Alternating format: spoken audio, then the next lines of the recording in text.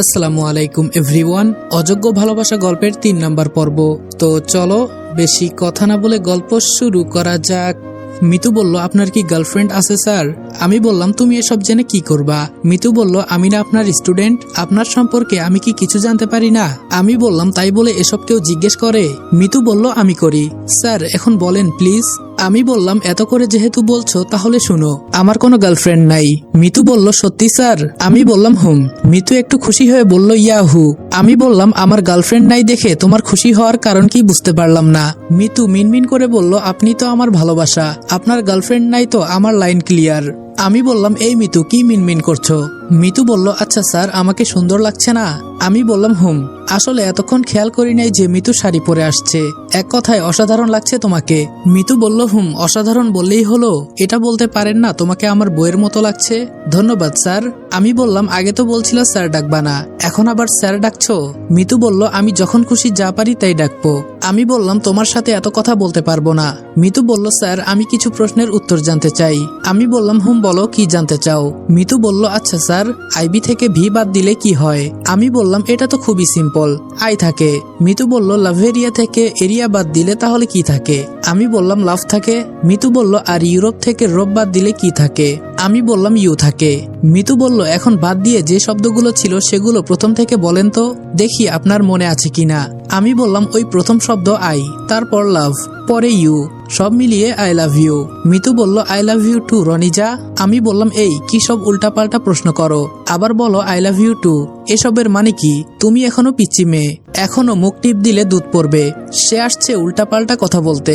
মিতু বলল, দেখেন স্যার, আমি একদম পিচ্চি না। আমি বললাম, পিচ্চি বলে আবার পিচ্চি না, এখনো তো দুধের দাঁত পড়ে নাই। মিতু বলল, দেখেন তো পড়েছে কি পড়ে নাই। এই বলে তার মুখটা আমার একদম কাছে নিয়ে আসলো। মিতুর এই ব্যবহারে আমি অবাক হয়ে গেলাম। আর মিতুর মুখ একদম আমার মুখের সামনে, কেউ দেখলে মনে করবে আমরা লিপকিস করছি। ফারজানা বলল, কি করিস আপু তোরা? ফারজানার কথা শুনে মিতু আমার কাছ থেকে দূরে সরে গেল। মিতু বলল, আসলে আমার চোখে কি জানি পড়েছিল, এইটা স্যারকে দেখাইতেছিলাম। আমি মনে মনে বললাম, কি ব্যাপার, মিথ্যা বলল কেন? আর মিতুর ব্যবহার তো আমি কিছুই বুঝতে পারছি না। মিতু আমার কাছে কি চায়? ধুর, এসব চিন্তা করে আমার লাভ নাই। আমি যাই, তোমরা দুই বোন মিলে কথা বলো। ফারজানা বলল, স্যার আপনি একটু থাকেন, আমরা একটু আড্ডা দেই। আমি বললাম, না আমার কাজ আছে। এই বলে নিচে চলে গেলাম। ফারজানা বলল, আপু মিথ্যা বলবি না, তুই স্যারের সাথে কি করছিলি? মিতু বলল, তোরে মিথ্যা বলবো কেন, সত্যি আমার চোখে কি জানি পড়েছিল। ফারজানা বলল, চোখে কিছু পড়লে চোখ লাল থাকবে, কিন্তু তোর চোখ তো কিছুই হয় নাই। মিতু মনে মনে বলল, এই রে ধরা খেয়ে গেলাম। আরে না, হয়েছে কি? ফারজানা বলল, দেখ আপু, সত্যি কথা বল, আমি মিথ্যে একদমই পছন্দ করি না। মিতু বলল, আমি না স্যারকে ভালোবেসে ফেলেছি।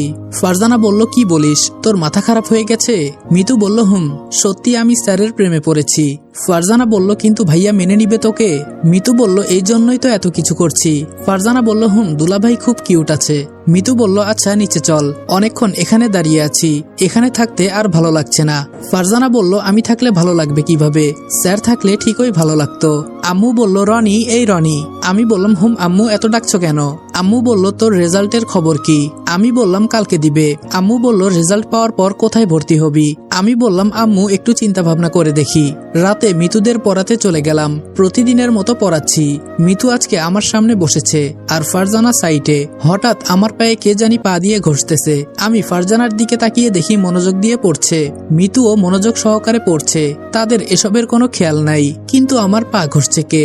এখন আমার ভীষণ রাগ হচ্ছে। ঘষতে ঘষতে একেবারে আমার প্যান্টের ভেতরে পা নিয়ে যাচ্ছে। রাগে আমার মুখ লাল হয়ে যাচ্ছে।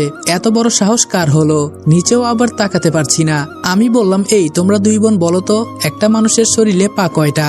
রাগের মাথায় কথাটা বললাম। এইটা বলতেই পাটাকে সরিয়ে ফেললো। ফারজানা বলল, হঠাৎ এই প্রশ্ন করছেন কেন স্যার? আমি বললাম, যা বলতে বলেছি তাই বলো। মিতু বলল, কেন স্যার, একটা মানুষের শরীরে তো 2টা পা থাকে। আমি বললাম, আর 2টা মানুষের শরীরে মোট কয়টা পা থাকে? মিতু বলল, 4টা পা। আমি বললাম, মনে করো একটা পা আমি কেটে ফেলেছি, তাহলে এখন কয়টা পা থাকবে? ফারজানা বলল, স্যার 2টা পা থেকে একটা পা কেটে ফেললে একটা পা থাকবে, তাই না আপু? মিতু বলল, ইয়ে মানে স্যার। আমি বললাম, এখন মনোযোগ দিয়ে পড়ো, এসব যাতে আর না হয়। মিতু বলল, স্যার আমি একটু আসতেছি। আমি বললাম, কোথায় যাবা পড়া রেখে? মিতু বলল, স্যার ভেতর থেকে যাবো আর আসবো। আমি বললাম, আচ্ছা যাও। একটু পর মিতু হাতে করে কি জানি নিয়ে আসলো। মিতু বলল, স্যার নেন, এইটা আপনার জন্য আমি রান্না করেছি। আমি বললাম, কি রান্না করেছো? মিতু বলল, স্যার নুডলস। আমি বললাম খেতে পারবো তো। মিতু বলল স্যার আপনি কি মনে করেছেন আমি রান্না করতে পারি না? আমি বললাম আচ্ছা বাদ দাও, তোমরা খাবা না? ফারজানা বলল আমরা অনেক আগেই খাইছি স্যার, এখন আপনি খান। আমি খেয়ে বুঝতে পারলাম অনেক ভালো হয়েছে। মিতু বলল ভালো হয়েছে স্যার? আমি বললাম অনেক অনেক ভালো হয়েছে, তুমি তো দেখি খুব সুন্দর রান্না করতে পারো। মিতু বলল বিয়েটা করেন আরো ভালো করে রান্না করব। আমি বললাম কিসের বিয়ে? মিতু বলল আরে স্যার বলছিলাম এই নুডলস তো বিয়ে বাড়িতে রান্না করে তাই না? আমি বললাম বিয়ে বাড়িতে নুডলস রান্না করে তোমাকে কে বলেছে? মিতু বলল তাহলে কি রান্না করে? যাক বাবা শুনে নাই তাহলে। আমি বললাম তোমার বাবাকে জিজ্ঞেস করিও বলবেনি, আর তোমার ব্যবহার আমি ঠিক বুঝতে পারছি না, আস্তে আস্তে কেমন জানি হয়ে যাচ্ছ তুমি। মিতু বলল কেন স্যার কি করেছি আমি? আমি বললাম এত কথা বলতে পারবো না, আজকে আমি আসি। এই বলে আমি চলে গেলাম বাসায়। ফারজানা বলল কি রে আপু, তুই তো আজকে ধরা খেয়ে গেছিলি, আর স্যার এমন অদ্ভুত প্রশ্ন করছিল কেন? মিতু বলল আমি পা দিয়ে ঘষছিলাম। ফারজানা বলল ওহ এজন্যই, তোর কি এটা করা ঠিক? মিতু বলল কি ঠিক কি না ঠিক এটা তোকে বলতে হবে না।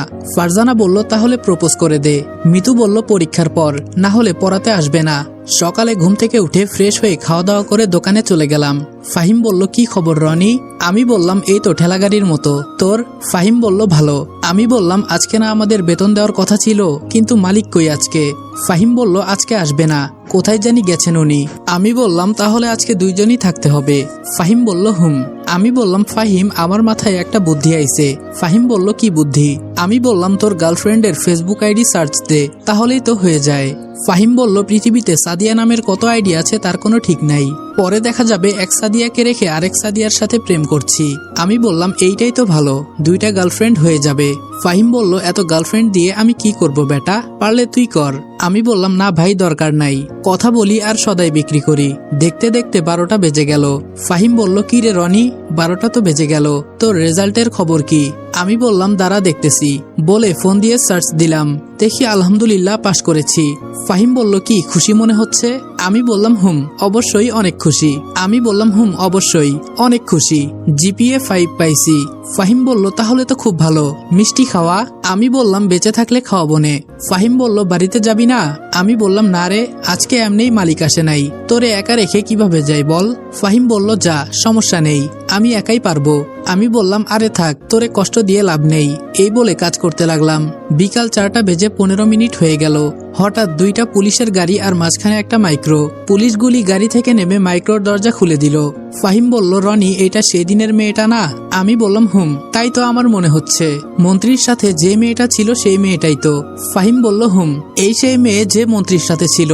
আমি বললাম কিন্তু এই মেয়ে এখানে কি করে? ফাহিম বলল তুই কি কোনো অপরাধ করেছিস? আমি বললাম আরে বেটা আমি আবার কি করব? ফাহিম বলল দেখ আমাদের দোকানের দিকেই আসছে, আমার তো খুব ভয় হচ্ছে। বলতে বলতে দোকানে এসে গেল। ফাহিম ভয়ে ভয়ে বলল আসসালামু আলাইকুম ম্যাম, কিছু লাগবে? মারিয়া বলল ওয়ালাইকুম আসসালাম, লাগবে দেখেই তো আসছি। মারিয়ার সাথে পুলিশ দাঁড়িয়ে আছে। আমি বললাম জি ম্যাম কি লাগবে বলেন, আমরা দেওয়ার চেষ্টা করব। মারিয়া বলল তোকে লাগবে চল। আমি বললাম কি বলছেন ম্যাম? মারিয়া বলল বললাম না তোরে লাগবে, চল আমার সাথে। আমি মনে মনে চিন্তা করছি ওই দিন বসে বসে ফোন টিপছিলাম দেখে কি আমাকে ধরে নিয়ে যাবে? আমি বললাম ম্যাম আমাকে মাফ করে দেন, দয়া করে আমাকে পুলিশে দিবেন না, আমার মা আর বোনের আমি ছাড়া কেউ নেই। মারিয়া বলল এত কথা বলিস কেন, সাথে আসতে বলেছি, এখন আসবি নাকি তুলে আনতে হবে? ফাহিম কানে কানে বলল কি রে মামা তুই কি কিছু করেছিস? আমি বললাম হুম সেই দিন অনুষ্ঠানে বসে ফোন টিপছিলাম, মন্ত্রীর দিকে একবারও তাকিয়ে দেখি নাই, এই জন্যই মনে হয়। ফাহিম বলল ম্যাডাম মাফ করে দেওয়া যায় না, আমরা গরিব ঘরের ছেলে। মারিয়া বলল সেই কখন থেকে দেখছি কথা বলে যাচ্ছিস, আরে বলছি তো তোর কিছু হবে না, যাবি আর চলে আসবি। আমি বললাম সত্যি তো ম্যাম?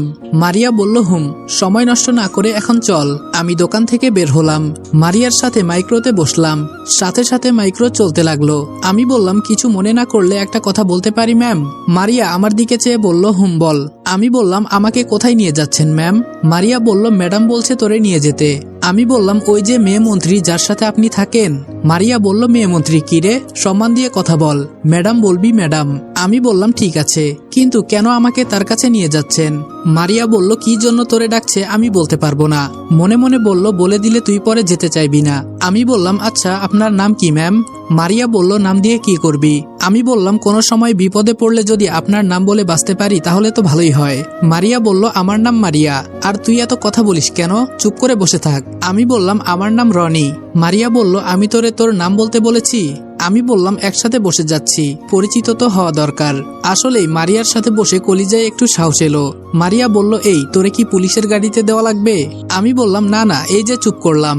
আমি চুপ করে বসে আছি।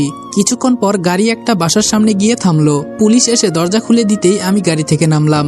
যাই হোক, পুলিশও দেখি আমাকে সম্মান দিল। গাড়ি থেকে নেমে তো আমি অবাক হয়ে গেলাম। এত সুন্দর বাড়ি, কি সুন্দর মাঠ, আর বাসার পাশে একটা ছোট ফুলের বাগান। চারপাশের পরিবেশটা এত সুন্দর, আপনাদের বর্ণনা দিয়ে বোঝাতে পারবো না। মন্ত্রীর বাড়ি বলে কথা, আর চারপাশে বডিগার্ড দিয়ে ঘেরা আছে বাসাটার। মারিয়া বলল, এই আমার পেছনে পেছনে আয়। আমি বললাম, জি ম্যাম। এই বলে মারিয়ার পেছনে যেতে লাগলাম। মারিয়া কলিং বেল বাজাতেই এক কাজের মেয়ে এসে দরজা খুলে দিল। কিন্তু আমি এটা বুঝতে পারছি না আমাকে মন্ত্রীর বাসায় কেন আনা হলো। বাসার ভিতরে গিয়ে দেখি। আসসালামু আলাইকুম এভরিওয়ান। অযোগ্য ভালোবাসা গল্পের 3 নাম্বার পর্ব এখানেই শেষ করলাম। ভিডিওটা ভালো লাগলে লাইক এবং কমেন্ট করে দিও, আর চ্যানেলে নতুন হলে সাবস্ক্রাইব করতে ভুলবে না। আজকের ভিডিওটা ছোট করার জন্য আন্তরিকভাবে দুঃখিত। তোমরা হয়তো ভয়েসটা শুনে বুঝতেই পারছো আমি অনেকটাই অসুস্থ। ইনশাআল্লাহ সুস্থ হইলে গল্পগুলো আরেকটু বড় করার চেষ্টা করব। তবে যেহেতু অসুস্থ অবস্থায় আমি ভয়েস দিতেছি, সেহেতু তোমাদের কাছে ছোট্ট একটা আবদার। এই ভিডিওতে যদি 5000 লাইক আর 500 কমেন্ট কমপ্লিট করে দিতে পারো, তাহলে পরবর্তী পার্ট 20 মিনিটের উপরে হবে। তো আর দেরি না করে তাড়াতাড়ি লাইক এবং কমেন্ট কমপ্লিট করে দাও। তো দেখা হচ্ছে নেক্সট ভিডিওতে। ততক্ষণ ভালো থাকবা, সুস্থ থাকবা। আল্লাহ হাফেজ।